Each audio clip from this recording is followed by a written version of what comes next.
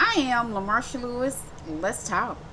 Today is Monday, January the 3rd, 2022. We're going to do some commentary about a lady that guest co hosted on The View on November the 2nd and November the 3rd. She is a conservative, a pro choice conservative. I guess you could say her full time regular job is being a sideline reporter for the NFL. Her name is Michele Tafoya. And ever since she did her 2 day guest co hosting and AKA supposedly also interviewing to take the conservative spot of that of Meghan McCain, who left the show at the end of season 24. She's been getting a lot of social media attention. It's been stated because she had missed some games after her appearances those 2 days on The View. Then I also have seen and heard with some other bloggers that said, well, it really had nothing to do with her being on The View those 2 days that she did her guest co-hosting on The View. It was something supposedly, I guess she had already taken off, and then she's not on every Sunday. Like, I think they rotate her time of being. I don't know the woman. My first time knowing of her was the days that she guest co-hosted on The View. I can't say that she did not give a good impression to me. I didn't like the CRT, a little critical race theory she tried to do, and I've been trying to find the clip, but obviously I guess The View did not put that out there for us to see again, because if you saw it, or if you saw it in real time, they was talking about critical race theory. It was Michele Tafoya, Sunny Hostin, and Sarah. And I heard one blogger used the term Sunny basically just put egg on both Sarah's and Michelle's face, and sometimes it also, again, I've heard another blogger say the cameraman can be shady at times, because when Sonny made the statement, "Good dodge" to Sarah and Michelle, you could, if you ever heard that term, you could have bought her with a penny. Sarah's face, her face literally just, and the camera caught that on, actually caught that in real time. And I have been trying to find that clip so that I could share that, but I have not been able to do that. But we're going to go on with this commentary. Again, this woman did not give I didn't like. She reminded me of Meghan McCain, and she's someone I'm definitely not a fan of and don't really care for or like. But again, she's a sideline reporter for the NFL. It's been reported that this will be her last season. She's from the state of Minnesota. She has 2 kids, supposedly. I guess she adopted a child or something, because she mentioned something, again, going back to the CRT comment from The View, and that she did on the first day, which would have been that Monday.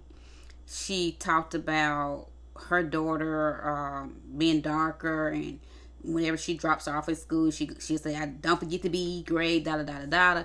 And Sarah tried to use the analogy of talking about girl and boy. Let me say this.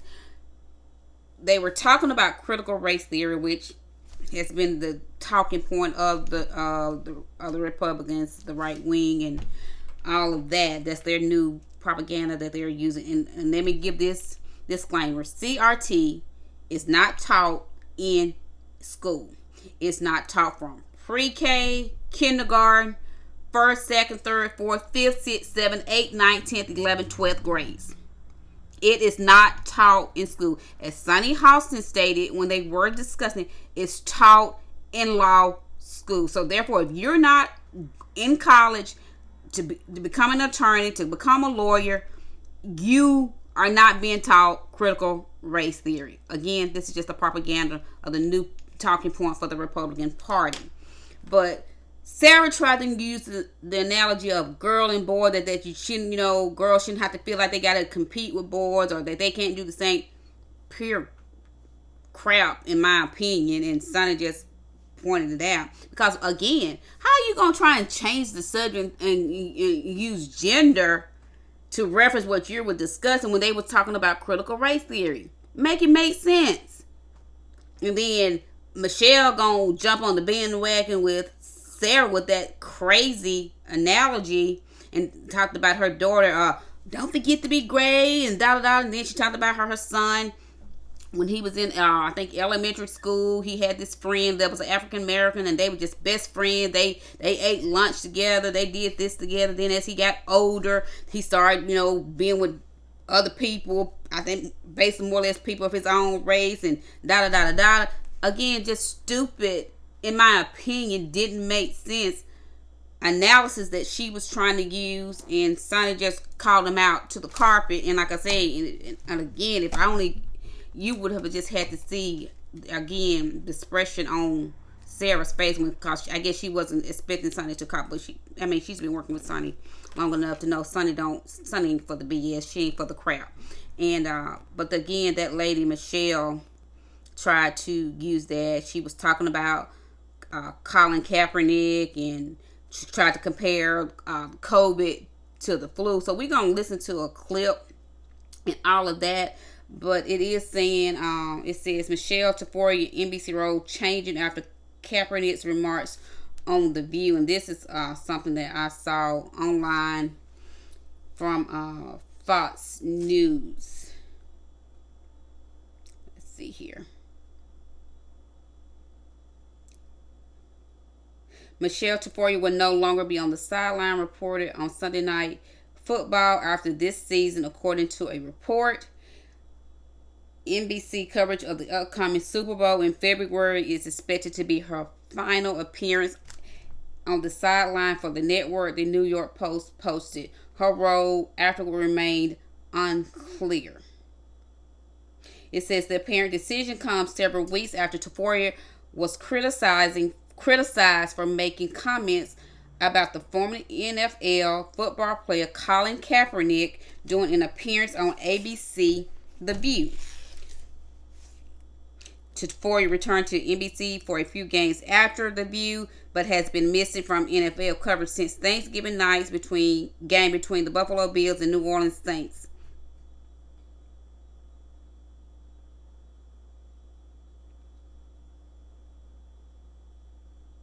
Her absence was described by NBC as bye weeks, as speculation swirled that something might be amiss in the relationship between Tafoya and the network. Michelle will be back on the sidelines this weekend. As we have done repeatedly, we are again giving our announcers bye weeks in 2021. We plan to do it well into the future. Michelle off weeks, which were determined prior to the season, were all in cold weather cities after Thanksgiving. Her final weekend off this season comes January the 2nd in Green Bay. Any other speculation about her time off is blatantly false, NBC Sports responded.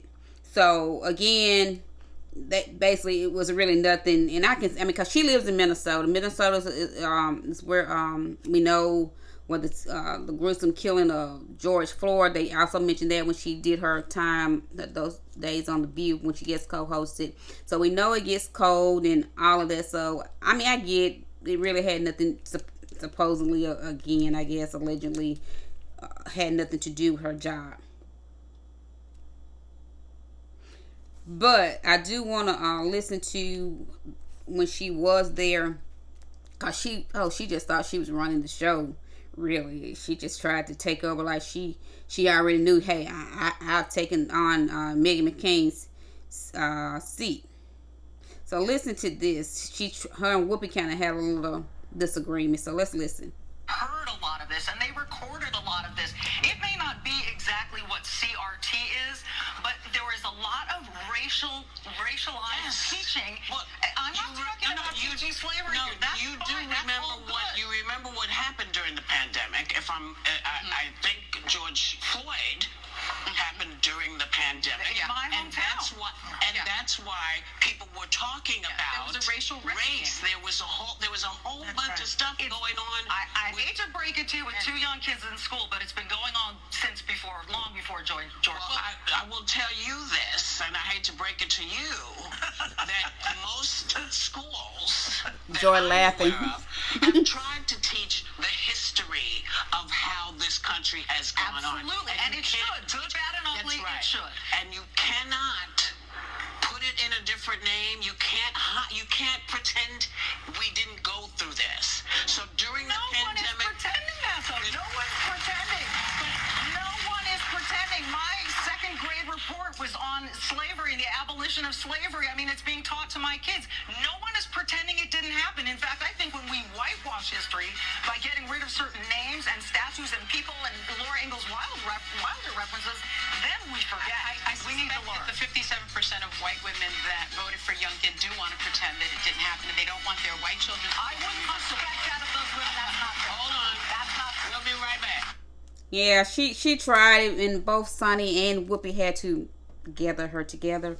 Let's listen to also another clip that she wanted to do. She did not do a very good job, and she was rude, told the audience, "Oh, we're bringing on again." Just to me, another trying to be another Meghan McCain. But let's listen. Well, there was a settlement. There was a settlement. So, and they paid him. The reason that he is not playing is because he took a stand for other people in this country, and he lost everything because of the stand that he took. And there is no owner in the NFL to this day that has the courage to take him back. A lot of teams have tried him out. I will tell you that. I know my stuff too on this. A lot of teams have tried him out, and he didn't lose everything. In fact, I would say he's gained a whole lot. He is now a leader of a movement. He's got a Netflix series. He's got Nike endorsements. He lost the one thing he wants to do. Well, you know, I don't get to do what I want to do either. And sometimes life just ain't fair, and it sucks. But that's the reason he's not doing it. The reason that he lost it is to me a BS reason. So when he held an open tryout last year, and at the last minute, he moved it 50 miles away. So everyone who showed up for his tryout was like, "Where's Colin?" The reason that he moved it is because they wanted him to sign an agreement that no other player would have signed.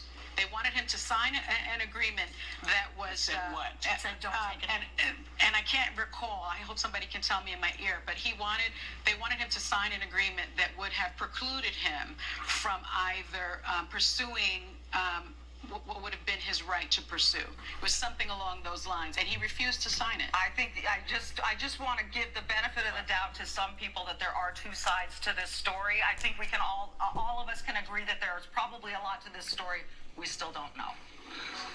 I'm not sure. You're all gonna groan at me, okay? Bring it on, sure. bring it People on. feel like people feel that they saw what the big picture was, and I think people didn't like it. And there are people playing football that are... So, and we're going to listen to one more. Listen to this one as well.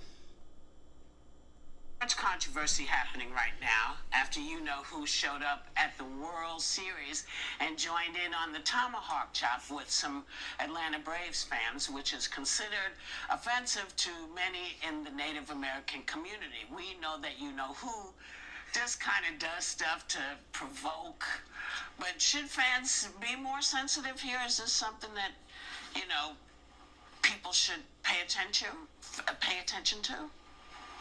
Who's going first? Anybody. Jump in. You're a sports reporter. Oh, I am a sports reporter. That's right. I forgot for a minute.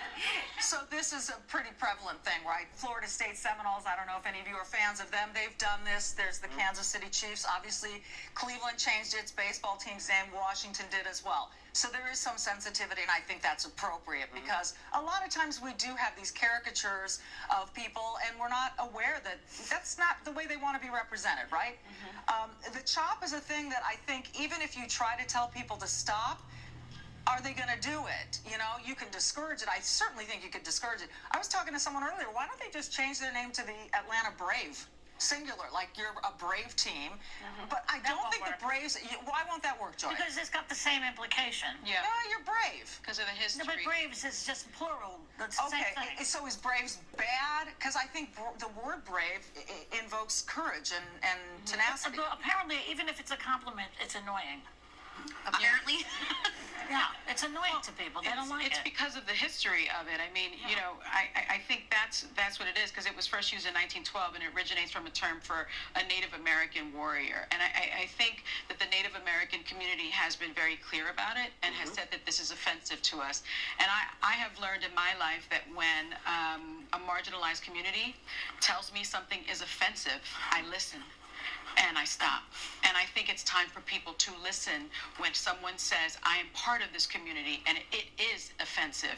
We need to respect that. And we've moved so far away from that. And I think that is really It also, troubling. Michelle, it separates them. And also it brings you back to a period with cowboys and Indian movies or something. And as you say, they want to be in the present tense as part of the American community. So the implication is not really flattering. Well, I think there are some generations, though, of people that grow up not understanding. We just had something in our packet today where you reference something and you don't know where it came from or you don't know why they say it. So I think there's a lot of people going along with this that don't understand completely the implication of where the words originated. But right now, when I see this playing out, it reminds me of the pandemic. At this point, this is people doubling down on political loyalty and ideology.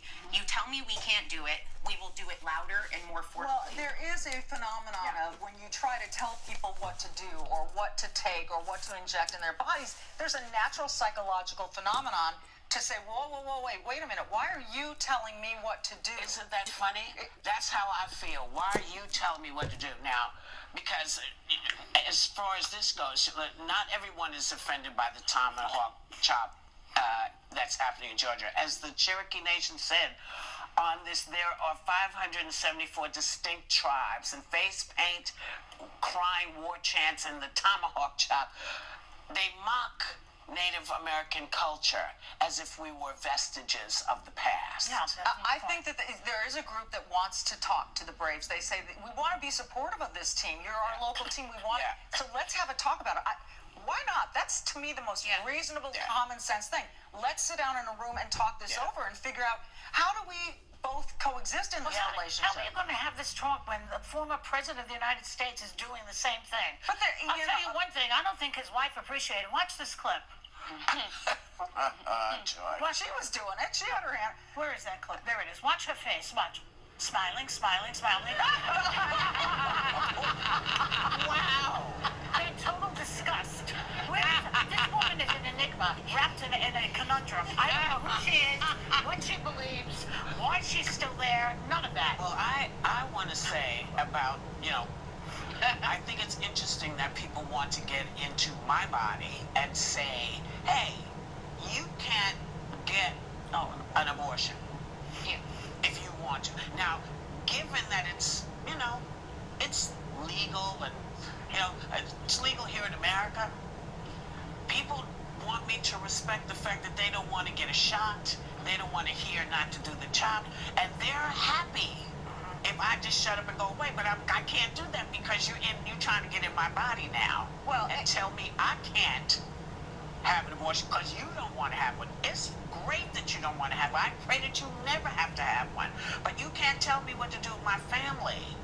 No question. I couldn't agree more with that. And I think that that's how some people feel about the shot, quite frankly. I have a very, very, very close relative who went through COVID, had it, survived. It was difficult. He is on the other end of it. He's in his early 60s, big fella. And he has more immunity than I do with my 2 shots. He doesn't want to get a shot. And you have to know how long that immunity will last. Well, neither do we with the shots. Well, we really don't. Well, then they'll find out and we'll get another shot. And so will he. But I mean, for the time being, can't he just get tested? Can't we just get tested? If we don't know. Does he have the, I'm sorry, I misunderstood. He has the immunity because he had COVID. He's had COVID. Yes. And he does not wish to get the shot. Correct. And he's been to a doctor. Look, shouldn't this be between him and his doctor as well? His physician is telling him, you're in great shape. I can measure your immunities. You're fine. So I think that, there are alternatives. I don't think it has to be one or the other. I think if some people are fine getting tested every single day. Fine getting tested? Every day? Oh, he runs his own business, so he doesn't really need to. So isn't it easy to just get the damn shot? Well, it depends who you are. I mean, for you, maybe, but for for other people, yeah, stick a fish up my nose. I don't care. I totally can respect the idea of individual liberties and choice. The problem with this specific issue is when we let pockets of people make that choice, we're allowing this virus to keep mutating, which betrays the people that chose to have the vaccine and possibly the immunity he got naturally, because as it morphs and changes, we're keeping it alive. And there are people that are at risk even after taking the vaccine. And So I don't know if is it still going to, even if you do get the vaccine, there's a chance it's still going to morph and mutate and evolve. And a very small chance. But just it's like the flu, though. I mean, the flu kills people, too. No, Just not the nowhere same way. near It's not even close to being the same thing. That is not quite so. I understand why he... Educate me there, because I mean, I know that COVID killed a lot more people than the flu did. Yeah. I get that. But I also know a guy whose 4-year-old baby girl died of the flu. So, you know, I don't know if she was vaccinated. All I'm saying is the idea of you must get a shot or you can't go here or there or the other is a little... I don't want to. Listen, right? I got a 7-year-old great-granddaughter. Yes. I don't want him anywhere near my 7-year-old great-granddaughter because she can't get the shot. That's the problem. That's there too. On the high end, the flu kills about 60,000. When you look at the number in 1 year that COVID took, in addition to its contagion rate, in addition to its long hauler symptoms, which you don't typically have after the flu, and a lot of that is mental. So they don't even know how long that's going to last. They're just not comparable. And the thing is, you know, what we're talking about is public health. It's not only about you. It's about the public. And so you can't just make a decision for yourself. You have to make a decision with other people in mind. And in my view, it's very selfish to decide only based on yourself. Well, you know, I think if you're willing to do some of the other mitigating things, if you're willing to wear a mask, if you're willing to get tested, I am vaccinated. She wouldn't be here if she wasn't. Right. It's like our studio. And my entire family is vaccinated. I am not anti-vaccine by any means. I am a pro-choice person when it comes to abortion. I'm pro-choice, and I'm a little pro-choice in this case. So she's pro-choice. She's not anti-vax, but yet you was really talking that it seemed as if you were. It's a choice, but like Sonny said, it should be a public choice. You can't be selfish, but we live in a world where people are. I mean, I get it. It is what it is, and it's going to be what it is. And some people is going to kick against the prick no matter what. Some going to have legitimate reason, and some just going to kick against, just like Sarah gave her analysis, just because you told me not to. Some things is no win. But we do need to take this coronavirus still very seriously. But again, I just kind of, I didn't really care for the lady Michele Tafoya. I'm only doing this commentary because she had begun to be a trending subject matter on social media from the 2 days that she did do her guest co-hosting. And from what they're saying, if anyone did a 2-day where they guest co-host, they are being considered as a potential candidate to get the conservative seat that is now vacant since John McCain's daughter Meghan McCain left at the end of season 24. It has been recently announced that Michele Tafoya will not continue her role as a sideline reporter for the NFL after the upcoming Super Bowl, which is always the first Sunday in February. I don't know. We shall see. I can't express enough, and forgive me, I can't express enough. She's not someone that made a positive impact on me, because she came off very snooty snotty, you know, trying to downplay CRT, trying to downplay, make the statement Colin Kaepernick didn't lose everything. When you lost your job as an NFL football player, and because he took a stand, as Sonny pointed out, no football team owner, no white team owner would give him. He's basically been blackballed because he took a stand, and she want to try and give that crap about she don't think he lost everything. Like, woman, please try to use the analysis, you know, the flu and COVID. some people are just ignorant. They are who they are, and we just have to respect them as such. So she is one, in my opinion. This is Michele Tafoya. I don't look for her to be the person to get chosen. I certainly hope she don't be the candidate that they choose for the seat. Because she just didn't make a positive.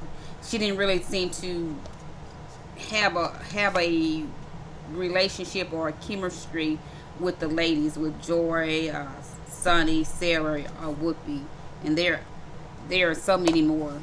That looking at Tara Steffmeyer, she's good. So they have not yet made a decision, but I don't think it's this lady. But I did just want to kind of speak on it since she had begun to be a trending subject matter on social media. I'm LaMarsha Lewis. Let's talk.